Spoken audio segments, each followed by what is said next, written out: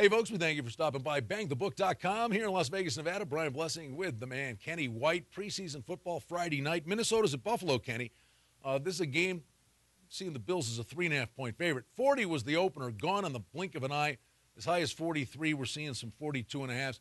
Bills' impressive preseason opener, but it's the no-huddle and the speed of play that got that number rolling. And you have to, in this business, you have to love change, and anytime change takes place, whether it's rule changes, whether it's philosophy changes from a team, I think it's great for sports betting overall. So it's going to be fun to watch Buffalo play this year. And forget the quarterback battle. E.J. Manuel is going to be the starter, but it was funny because we heard all the reports out of training camp and scrimmages how good Jeff Toole from Washington State looked. And like, really?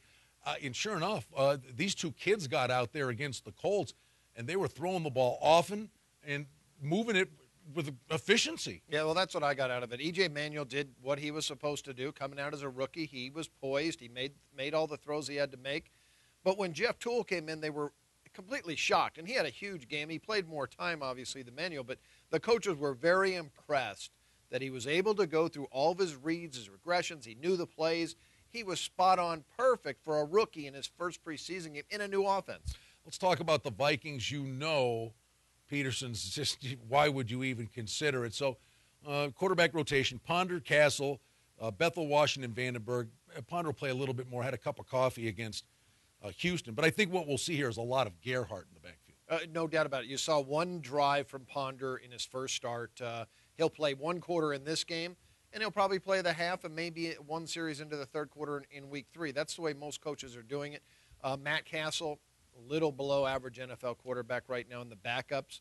They're both below average. So I don't think the quarterback plays much to write home about here. Just a kid. Gone is Percy Harvin, but Cordarrelle Patterson, 50-yard kickoff return, 4 catches, 54 yards. So far, so good. Yeah, no, he's got great speed. And you can make things happen. Special teams play, obviously, the most difficult thing early on in the season that breaks down so much. You see it get better as the year goes on. You know, that's the other thing you have to factor in when you're talking about these totals in preseason football. For the Bills, Marquise Goodwin had a 50-plus yard kickoff return and a 107-yard kickoff return. Special teams, they affect those totals. You see turnovers for touchdowns and special teams breakdowns. You really do. And, you know, sometimes you get none, sometimes you get a lot. And you got to make sure you mark your teams down, which you think you're going to get plays out of. And this Buffalo team is going so fast right now.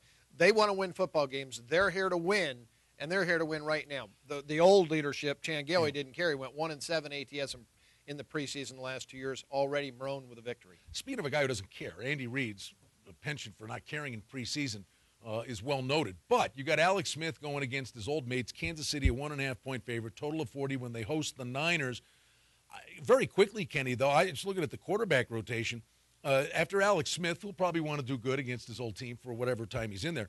Then you got Chase Daniel, Tyler Bray, the rookie's going to try to make some noise. And Stanzi over the years has been really good in the preseason. I kind of like the quarterback rotation for the Chiefs here by default, kind of looking at him. I love the Kansas City Chiefs rotation because Ricky Stanzi's a guy I thought when I saw him at Iowa, he was going to be a great pro quarterback.